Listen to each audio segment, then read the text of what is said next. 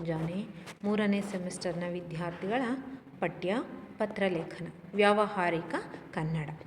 ಈ ವ್ಯಾವಹಾರಿಕ ಕನ್ನಡದ ಬಗ್ಗೆ ನಾನು ನಿಮಗೆ ಹೇಳಿದ್ದೆ. ಯಾಕೋಸ್ಕರ ವ್ಯಾವಹಾರಿಕ ಕನ್ನಡವನ್ನು ಬಳಸಬೇಕು, ಯಾವುದಕ್ಕೋಸ್ಕರ ವ್ಯವಹಾರವನ್ನು ಇಟ್ಟಿದ್ದಾರೆ, ವ್ಯವಹಾರ ಪತ್ರವನ್ನು ಇಟ್ಟಿದ್ದಾರೆ ಅಂತ. ಸರಿ, ಇನ್ನೇ ಪತ್ರದ ಸ್ವರೂಪವನ್ನು ನೋಡೋದಾದರೆ ಮೊಟ್ಟ ಮೊದಲನೇದಾಗಿ ಪತ್ರದ ವಿವಿಧ ಅಂಗಗಳು. ಈ ಪತ್ರದ ವಿವಿಧ ಅಂಗಗಳು ಮೊದಲನೇದಾಗಿ ತಲೆಬರಹ, ಶೀರ್ಷಿಕೆ ಅಂತ ಹೇಳ್ತಾರೆ. ಕಾಗದ ಬರೆದ ಸಂಸ್ಥೆಯ ಹೆಸರು, ಯಾವ ಸಂಸ್ಥೆಯಿಂದ ಈ ಕಾಗದ ಬಂದಿದೆ ಅನ್ನೋದನ್ನು ಮೊಟ್ಟ ಮೊದಲನೇದಾಗಿ ಮೇಲ್ಭಾಗದಲ್ಲಿ ಬರೀಬೇಕು. ತದನಂತರ ವಿಳಾಸ, ಅಂಚೆ ಮತ್ತು ತಂತಿ ವಿಳಾಸ, ಆಮೇಲೆ ಸಂಸ್ಥೆಯ ಇಲಾಖೆಯ ಹೆಸರು, ಇವಿಷ್ಟನ್ನು ತಲೆಬರಹದಲ್ಲಿ ಸೂಚಿಸಬೇಕು. ಎರಡನೇದಾಗಿ ತಾರೀಕು, ಮುಖ್ಯವಾಗಿ ಯಾವ ದಿನಾಂಕದಂದು ಈ ಪತ್ರವನ್ನು ಬರಿತಾ ಇದ್ದಾರೆ, ಯಾವ ದಿನಾಂಕದಂದು ಈ ಪತ್ರವನ್ನು ಬರೆದಿದ್ದಾರೆ ಅಂತ ಓದುಗನಿಗೆ ಗೊತ್ತಾಗುವುದಕ್ಕೋಸ್ಕರ ನಾವೇನು ಮಾಡಬೇಕು, ತಾರೀಖನ್ನು ಬರೀಲೇಬೇಕು. ತಾರೀಖಿನ ನಂತರ ಬರುವುದೇ ಒಳವಿಳಾಸ. ಈ ಒಳವಿಳಾಸದಲ್ಲಿ ಯಾರಿಗೆ ಕಾಗದ ಬರೆದಿದೆಯೋ ಅದರ ಹೆಸರು, ವಿಳಾಸವನ್ನು ಇಲ್ಲಿ ನಮೂದಿಸಬೇಕು. ಒಳವಿಳಾಸದಲ್ಲಿ ನಾವು ಯಾರಿಗಾಗಿ ಕಾಗದ ಬರೀತಿದ್ದೀವಿ, ಯಾವ ವ್ಯಕ್ತಿಯನ್ನು ಉದ್ದೇಶಿಸಿ ಕಾಗದ ಬರೀತಿದ್ದೀವಿ ಅನ್ನೋದನ್ನು ಆ ವ್ಯಕ್ತಿಯ ಹೆಸರಿನೊಂದಿಗೆ ಜೊತೆಗೆ ಅವರ ವಿಳಾಸವನ್ನು ಸಹಿತ ನಾವೇನು ಮಾಡಬೇಕು, ಒಳವಿಳಾಸದಲ್ಲಿ ಬರೀಬೇಕು. ನಂತರ ಬರುವುದೇ ಗೌರವ ಸಂಬೋಧನೆ. ಗೌರವ ಸಂಬೋಧನೆ ಬರೆಯೋದಕ್ಕೂ ಮುಂಚಿತವಾಗಿ ಅವರಿಗೆ ಮಾನ್ಯರೇ ಎಂಬ ಇತ್ಯಾದಿ ಗೌರವಪೂರ್ವಕವಾದಂತಹ ಮಾತುಗಳನ್ನು ಪ್ರಾರಂಭ ಮಾಡೋದಕ್ಕೂ ಮುಂಚೆ ಮಾನ್ಯರೇ ಎಂಬಂತಹ ವಿಷಯವನ್ನು ಬಳಸಬೇಕು. ತದನಂತರ ಪತ್ರದ ಒಡಲು, ನಾವು ಏನು ವಿಷಯವನ್ನು ಹೇಳಬೇಕು ಅಂತ ಇದ್ದೀವೋ ಆ ವಿಷಯ ಯಾವುದರಲ್ಲಿ ಬರಬೇಕು, ಪತ್ರದ ಒಡಲಿನಲ್ಲಿ ಬರಬೇಕು. ಇನ್ನು ವಂದನಪೂರ್ವಕ ಮುಕ್ತಾಯ,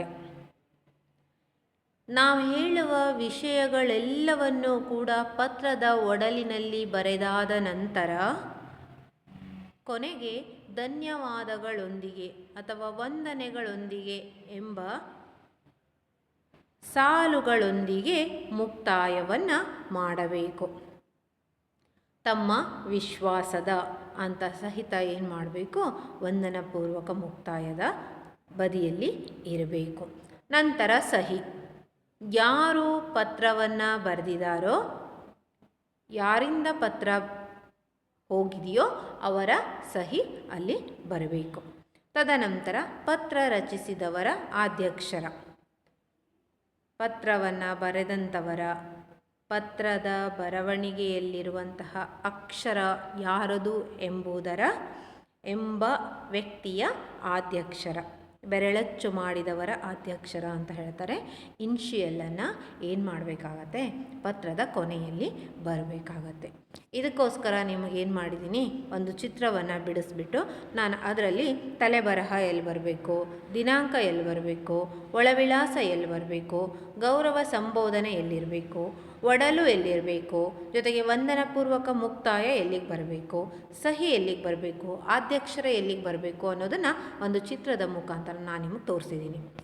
ಇನ್ನೇ ಉದಾಹರಣೆಯಾಗಿ ಒಂದು ಪತ್ರವನ್ನು ನಾನು ಬರೆದಿದ್ದೀನಿ ನೋಡ್ರಿ. ಇಲ್ಲಿ ಮೈಸೂರು ರೇಷ್ಮೆ ಕಾರ್ಖಾನೆ, ಇದು ತಲೆಬರಹ ಆಯಿತಾ. ತಲೆಬರಹದ ಪಕ್ಕದಲ್ಲಿ ಬರೋದು ವಿಳಾಸ ಆಯಿತಾ, ಎಲ್ಲಿಂದ ಮೈಸೂರು ರೇಷ್ಮೆ ಕಾರ್ಖಾನೆ ಅವರಿಂದ ಬಂದಿದೆ ತಾರೀಕಿದೆ ಆಯ್ತು. ತದನಂತರ ಒಳವಿಳಾಸ, ಯಾರಿಗೆ ಬರಿತಾ ಇದ್ದೀವಿ ಅನ್ನೋದನ್ನು ನಾವೇನು ಮಾಡಬೇಕು, ಆ ಒಳವಿಳಾಸದಲ್ಲಿ ಬರೀಬೇಕು.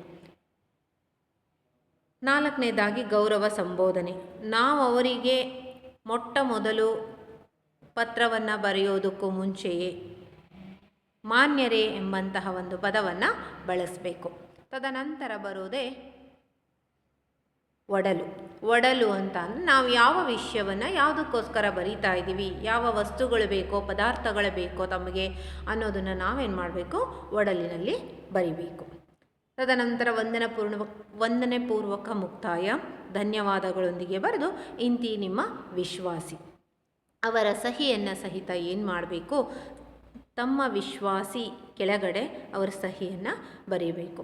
ತದನಂತರ ಯಾವ ಒಂದು ಸಂಸ್ಥೆಯಿಂದ ಬಂದಿದೆ ಆ ಹೆಸರು ಅದನ್ನು ಕೂಡ ಮೆನ್ಷನ್ ಮಾಡಬೇಕು. ತದನಂತರ ಈ ಒಂದು ಪತ್ರವನ್ನು ಬರೆದಂಥವರ ಆದ್ಯಕ್ಷರ ಹೆಸರುಗಳನ್ನು ಸಹಿತ ಅಲ್ಲಿ ಬರೀಬೇಕು.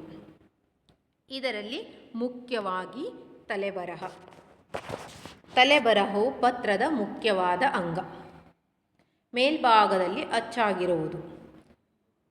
ಯಾರಾದರೂ ನಮ್ಮ ಪತ್ರವನ್ನು ನೋಡಿದ ತಕ್ಷಣ ಅಥವಾ ನಾವು ಬರೆದಂತಹ ಕಾರ್ಖಾನೆಗೋ ಸಂಸ್ಥೆಗೋ ಇಲಾಖೆಗೋ ಒಂದು ಪತ್ರವನ್ನು ಬರೆದ್ರೆ ಅಲ್ಲಿರುವಂತಹ ಅಧಿಕಾರಿ ಆ ಪತ್ರವನ್ನು ನೋಡಿದ ತಕ್ಷಣ ಯಾವ ವ್ಯಕ್ತಿ ಬರೆದಿರೋದು ಅಥವಾ ಯಾವ ಕಂಪನಿಯವರು ಬರೆದಿರೋದು ಅಥವಾ ಯಾವ ಇಲಾಖೆಯವರು ಬರೆದಿರೋದು ಅಂತ ಗೊತ್ತಾಗಬೇಕು ಅಂತ ಆದರೆ ಮೇಲ್ಗಡೆ ಬರೆದಂತಹ ತಲೆಬರಹವನ್ನು ನೋಡಿದ ತಕ್ಷಣ ಅವರಿಗೆ ಅರ್ಥ ಆಗಬೇಕು.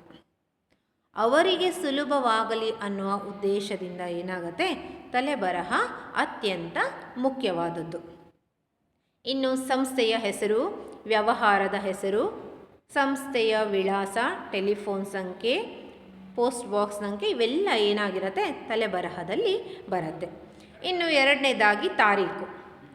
ತಾರೀಕು ಕೂಡ ಏನಾಗಿದೆ ಪತ್ರ ವ್ಯವಹಾರದಲ್ಲಿ ಅತಿ ಮುಖ್ಯವಾದಂಥದ್ದು. ಯಾಕಪ್ಪ ಈ ತಾರೀಖನ್ನು ಬರೀಬೇಕು ಅಂತ ಆದರೆ ಯಾವ ದಿನದಂದು ಪತ್ರವನ್ನು ಬರೆದಿದ್ದಾರೆ ಅಂತ ಪತ್ರ ಓದುಗನಿಗೆ ಅರ್ಥವಾಗಬೇಕು ಎಂಬ ಉದ್ದೇಶದಿಂದ ತಾರೀಖನ್ನು ಬರೆಯೋದು ಕೂಡ ಅತಿ ಮುಖ್ಯವಾದದ್ದು. ಆದರೆ ತಾರೀಖನ್ನು ಬರೆಯುವ ಸಂದರ್ಭದಲ್ಲಿಯೂ ಕೂಡ ಹಲವು ವಿಧಗಳನ್ನು ಅನುಸರಿಸಬೇಕು. ಒಂದು ಉದಾಹರಣೆಯಾಗಿ ಜನವರಿ 15, 2020 ಅಂತ. ಇನ್ನೊಂದು 15 ಜನವರಿ 2020. ಮೂರನೆಯದಾಗಿ 15ನೇ ಜನವರಿ 2020.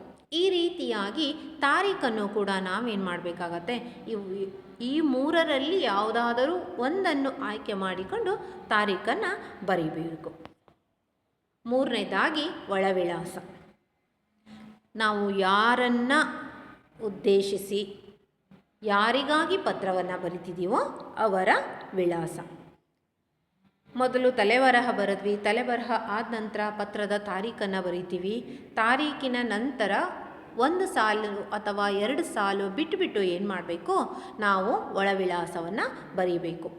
ಈ ಒಳವಿಳಾಸವನ್ನು ಯಾರಿಗೆ ಬರೀತಿದ್ದೀವಿ ಅನ್ನುವ ಹೆಸರು ಅಥವಾ ಸಂಸ್ಥೆನೋ ಅಥವಾ ಅಲ್ಲಿರುವಂತಹ ವ್ಯವಸ್ಥಾಪಕರಿಗೆ ಬರಿತೀವೋ ಅವರೆಲ್ಲ ವಿಳಾಸವನ್ನು ಕೂಡ ನಾವೇನು ಮಾಡಬೇಕಾಗತ್ತೆ, ಒಳ ವಿಳಾಸದಲ್ಲಿ ಬರೀಬೇಕು. ಅಥವಾ ಯಾವುದಾದ್ರೂ ವ್ಯಕ್ತಿಗೆ ಬರಿತಾ ಇದ್ದರೆ ಅವ್ರ ಮನೆ ನಂಬರು, ಆ ಬೀದಿ, ಆ ಊರು, ಪಿನ್ ಕೋಡ್ ಸಂಖ್ಯೆ ಎಲ್ಲವನ್ನು ಕೂಡ ನಮೂದಿಸಬೇಕು. ಉದಾಹರಣೆಯಾಗಿ ಶ್ರೀ ಯಾದವ್ ಮತ್ತು ಕಂಪನಿ, ರಾಮೋಜಿ ರಸ್ತೆ, ಬೆಂಗಳೂರಿನ ಪಿನ್ ಕೋಡ್ ನಂಬರ್ ಇದೆ. ಬೆಂಗಳೂರಿನಲ್ಲಿ ಯಾವ ರಸ್ತೆ, ರಾಮೋಜಿ ರಸ್ತೆ ಅನ್ನೋದಿದೆ.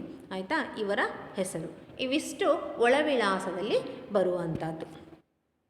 ತದನಂತರ ಬರುವುದೇ ಅಂದರೆ ಪತ್ರ ವ್ಯವಹಾರದ 4ನೇ ಅಂಗವೇ ಗೌರವ ಸಂಬೋಧನೆ. ಪತ್ರವನ್ನು ಆರಂಭಿಸುವಾಗ ವಿಳಾಸದಾರರಿಗೆ ಸಲ್ಲಿಸುವ ವಂದನೆಯೇ ಗೌರವ ಸಂಬೋಧನೆ. ಇಲ್ಲಿ ನಾವು ನಮಗೆ ಎದುರಾಗಿ ಅಂದರೆ ನಾವೆಲ್ಲಾದರೂ ಹೊರಟಾಗ ನಮಗೆ ಪರಿಚಯದವರು ಯಾರಾದರೂ ಸಿಕ್ಕರೆ ನಾವೇನು ಮಾಡ್ತೀವಿ, ಅವರಿಗೆ ನಮಸ್ಕಾರ ಮಾಡ್ತೀವಿ, ಯೋಗಕ್ಷೇಮ ವಿಚಾರಿಸ್ತೀವಿ, ಶೇಕ್ ಹ್ಯಾಂಡ್ ಮಾಡ್ತೀವಿ.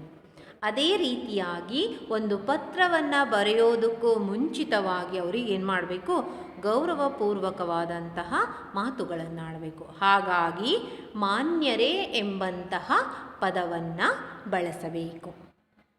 ವಿಳಾಸದಾರರಿಗೆ ಗೌರವ ಸೂಚಕ ಪದಗಳ ಬಳಕೆ ಅತ್ಯವಶ್ಯಕ. ಶ್ರೀ, ಶ್ರೀಯುತ, ಶ್ರೀಮತಿ, ಕುಮಾರಿ, ಪ್ರೊಫೆಸರ್, ಡಾಕ್ಟರ್, ಆಚಾರ್ಯ ಇವುಗಳನ್ನು ಅವರು ಹೆಸರು ಬರೆಯುವ ಮುಂಚಿತವಾಗಿ ಬರೆಯುವುದು ತುಂಬ ಮುಖ್ಯ. ಯಾಕಂದರೆ ಅವರು ಮದುವೆಯಾಗಿದ್ದಂಥವ್ರು ಯಾರಾದರೂ ಹೆಂಗಸರಾಗಿದ್ದರೆ ಶ್ರೀಮತಿ ಅಂತನೋ, ಮದುವೆ ಆಗದೇ ಇರೋರು ಯಾರಾದರೂ ಆಗಿದ್ದರೆ ಕುಮಾರಿ ಕುಮಾರ ಅಂತನೋ, ಅಥವಾ ಅವರ ವೃತ್ತಿಗೆ ಅವರೇನಾದರೂ ಪ್ರೊಫೆಸರ್ ಆಗಿದ್ದರೆ ಪ್ರೊಫೆಸರ್ ಅಂತನೋ, ಅಥವಾ ಡಾಕ್ಟರ್ ಆಗಿದ್ದರೆ ಡಾಕ್ಟರ್ ಅಂತನೋ ಅವರ ಹೆಸರಿನ ಹಿಂಭಾಗದಲ್ಲಿ ಸೂಚಿಸುವುದು ಸೂಕ್ತ ಅಂತ ಹೇಳ್ತೀವಿ. ಇನ್ನು ಪತ್ರದ ಒಡಲು. ಪತ್ರವನ್ನು ಬರೆಯುವಂತಹ ವ್ಯಕ್ತಿ ಯಾವ ವಿಷಯವನ್ನು ಪತ್ರದ ಒಡಲಿನಲ್ಲಿ ಬರೀಬೇಕು, ಏನನ್ನು ಹೇಳಬೇಕು ಅನ್ನೋದನ್ನು ಸ್ಪಷ್ಟವಾಗಿ ನೇರವಾಗಿ ಏನು ಮಾಡಬೇಕು, ಪತ್ರದ ಒಡಲಿನಲ್ಲಿ ತಿಳಿಸ್ಬೇಕು. ಜೊತೆಗೆ ಸುಮಾರಷ್ಟು ವಿಷಯಗಳನ್ನು ನಾವು ಪತ್ರ ಬರೆದಂತಹ ವ್ಯಕ್ತಿಗೆ ತಿಳಿಸೋದಾಗಿದ್ದರೆ ಪತ್ರ ಬರೆಯುವಂಥವರು ಏನು ಮಾಡಬೇಕು, 1-2 ಪ್ಯಾರಾವನ್ನು ಮಾಡಿಬಿಟ್ಟು ಏನು ಮಾಡಬೇಕಾಗತ್ತೆ, ನಾವು ಹೇಳುವಂತಹ ವಿಷಯವನ್ನು ಓದುಗನಿಗೆ ಮನವರಿಕೆ ಮಾಡಿಕೊಡಬೇಕಾಗತ್ತೆ. ಉದಾಹರಣೆಗೆ ವಿಚಾರಣಾ ಪತ್ರ ಅಂದ್ಕೊಳ್ರಿ. ಯಾವುದಾದ್ರೂ ಒಂದು ವಸ್ತುವನ್ನು ನಾವು ಅವರಿಂದ ಪಡೆಯುವ ಸಂದರ್ಭದಲ್ಲಿ ನಾವು ವಿಚಾರ ಮಾಡಬೇಕು. ಈ ವಸ್ತುವಿಗೆ ಬೆಲೆ ಎಷ್ಟು, ಜೊತೆಗೆ ಕ್ವಾಲಿಟಿ ಹೇಗಿದೆ, ಎಷ್ಟು ವರ್ಷಗಳ ಗ್ಯಾರಂಟಿ ಇದೆ, ಈ ಎಲ್ಲವನ್ನು ನಾವೇನು ಮಾಡಬೇಕಾಗತ್ತೆ, ಪತ್ರದ ಒಡಲಿನಲ್ಲಿ ಕೇಳಬೇಕಾಗತ್ತೆ. ಇತ್ಯಾದಿಯಾಗಿ ನಾವೇನು ಮಾಡ್ಬೋದು, ಆ ಪತ್ರದ ಒಡಲಿನಲ್ಲಿ ಬರಬೇಕು. ಅಥವಾ ಸಾಲವನ್ನೇನಾದರೂ ಕೊಟ್ಟರೆ ನೀವು ಸಾಲವನ್ನು ಮರುಪಾವತಿ ಮಾಡಿರಿ ಅಂತ ಕೂಡ ಏನು ಮಾಡಬೇಕಾಗತ್ತೆ, ಪತ್ರದ ಒಡಲಿನಲ್ಲಿ ನಾವು ಅವರಿಗೆ ತಿಳಿಸ್ಬೇಕಾಗತ್ತೆ. ಇನ್ನು ವಂದನಪೂರ್ವಕ ಮುಕ್ತಾಯ. ಪತ್ರದ ವಿಷಯ ಹೇಳಿದ ನಂತರ ಪತ್ರವನ್ನು ವಂದನೆಯೊಂದಿಗೆ ಮುಕ್ತಾಯ ಮಾಡುವುದು. ಪತ್ರದ ಒಡಲಿನಲ್ಲಿ ನಾವು ಹೇಳಬೇಕಾದ ವಿಷಯವನ್ನೆಲ್ಲ ಹೇಳಿದ ನಂತರ ಕೊನೆಗೆ ಅವರಿಗೆ ಧನ್ಯವಾದಗಳನ್ನು ಹೇಳಬೇಕು, ವಂದನೆಗಳನ್ನು ಹೇಳಬೇಕು. ಈ ವಂದನೆಗಳನ್ನು ಹೇಳೋದು ತುಂಬ ಸೂಕ್ತ. ಜೊತೆಗೆ ಇಂತಿ ನಿಮ್ಮ ವಿಶ್ವಾಸಿ, ಇಂತಿ ತಮ್ಮ ವಿಶ್ವಾಸದ ಎಂದು ಆ ವಂದನಪೂರ್ವಕ ಮುಕ್ತಾಯದ ಕೆಳಗಡೆ ಬರೆದಂತಹ ವ್ಯಕ್ತಿಯ ಸಹಿಯನ್ನು ಹಾಕಬೇಕು. ಇನ್ನು ಸಹಿ. ವಂದನಪೂರ್ವಕ ಮುಕ್ತಾಯದ ನಂತರ ಸಂಸ್ಥೆಯ ಪರವಾಗಿ ಸಹಿ ಮಾಡುವ ಅಧಿಕಾರ ಪಡೆದ ಮುಖ್ಯಾಧಿಕಾರಿಯೇ ಸ್ವಹಸ್ತಾಕ್ಷರಗಳಲ್ಲಿ ಸಹಿ ಮಾಡಬೇಕು. ಯಾರು ಆ ಪತ್ರವನ್ನು ಬರೀತಾ ಇದ್ದಾರೋ ಆ ಪತ್ರವನ್ನು ಬರೆದ ವ್ಯಕ್ತಿಯ ಸಹಿ ಏನಾಗಿರಬೇಕು, ಪತ್ರದ ಕೆಳಗಡೆ, ವಂದನೆಪೂರ್ವಕ ಮುಕ್ತಾಯದ ಕೆಳಗಡೆ ಅವರ ಸಹಿ ಇರಬೇಕು. ಸಹಿಯ ಕೆಳಗೆ ಹೆಸರನ್ನು ಸಹಿಯ ಕೆಳಗೆ ಆವರಣದ ಚಿಹ್ನೆಯೊಳಗೆ ಬರೆಯುವುದು. ಇಂತಹ ಸಂಸ್ಥೆಯ ಪರವಾಗಿ ಎಂಬುದನ್ನು ಸಹಿಯ ಮೇಲೆ ಸ್ಪಷ್ಟವಾಗಿ ಬರೆಯುವುದು. ಅಧಿಕಾರಿಯ ಹುದ್ದೆಯನ್ನು ಕೊನೆಯಲ್ಲಿ ಬರೆಯಬೇಕು. ಇಲ್ಲಿ ಉದಾಹರಣೆಯಾಗಿ ತೋರಿಸಿದ್ದೀನಿ. ತಮ್ಮ ವಿಶ್ವಾಸದ ನಂತರ ಸಹಿಯನ್ನು ಹಾಕಬೇಕು. ಒಂದು ಸಹಿಯನ್ನು ನಾವು ಆವರಣದ ಚಿಹ್ನೆ ಒಳಗಡೆ ಹಾಕಿದರೆ ಕೆಳಗಡೆ ಹೆಸರು ಬರೀಬೇಕು. ಇಲ್ಲ ಅಂತ ಅಂದರೆ ಹೆಸರನ್ನು ಆವರಣದ ಚಿಹ್ನೆಯ ಒಳಗಡೆ ಹಾಕ್ಬೋದು. ತದನಂತರ ಯಾವ ಊರಿನಿಂದ, ಇಲ್ಲಿ ನೋಡ್ರಿ, ಬೆಂಗಳೂರು ಮುದ್ರಣಾಲಯದ ಪರವಾಗಿ. ಎಲ್ಲಿಂದ, ಕಾರ್ಖಾನೆಯಿಂದ ಆದರೆ ಹೀಗೆ ಮೈಸೂರು ರೇಷ್ಮೆ ಕಾರ್ಖಾನೆಯಿಂದ ಅಂತ ಹಾಕಬೇಕು, ಹೆಸರು ಹಾಕಬೇಕು. ಇಲ್ಲಿ MB ಕಾಂತ ಅಂತ ಇದೆ. ಸಹಜವಾಗಿ ನೀವು ಯಾವುದಾದ್ರೂ ಒಂದು ಹೆಸರನ್ನು ಅಲ್ಲಿ ಕೊಟ್ಕೊಳ್ಬೋದು. ಆ ಸಂಸ್ಥೆಯಲ್ಲಿ ನಿಮ್ಮ ಕೆಲಸ ಏನು, ವ್ಯವಸ್ಥಾಪಕರ, ನಿರ್ದೇಶಕರ ಅಥವಾ ಕಾರ್ಮಿಕರ ಅನ್ನೋದನ್ನು ಏನು ಮಾಡಬೇಕಾಗತ್ತೆ, ಕೆಳಗಡೆ ಬರೀಬೇಕಾಗತ್ತೆ. ಇದಿಷ್ಟು ಸಹಿಯಲ್ಲಿ ಬರುವಂಥದ್ದು. ಕೊನೆಗೆ ಬರುವುದೇ ಆದ್ಯಕ್ಷರ. ಈ ಆದ್ಯಕ್ಷರ ವ್ಯವಹಾರ ಪತ್ರದ 8ನೇ ಅಂಗ. ಈ ವ್ಯವಹಾರ ಪತ್ರದ ಎಡಭಾಗದಲ್ಲಿ ಪ್ರತಿಯನ್ನು ತಯಾರಿಸಿದವರ ಹೆಸರು ಅಲ್ಲಿ ಬರೀಬೇಕು.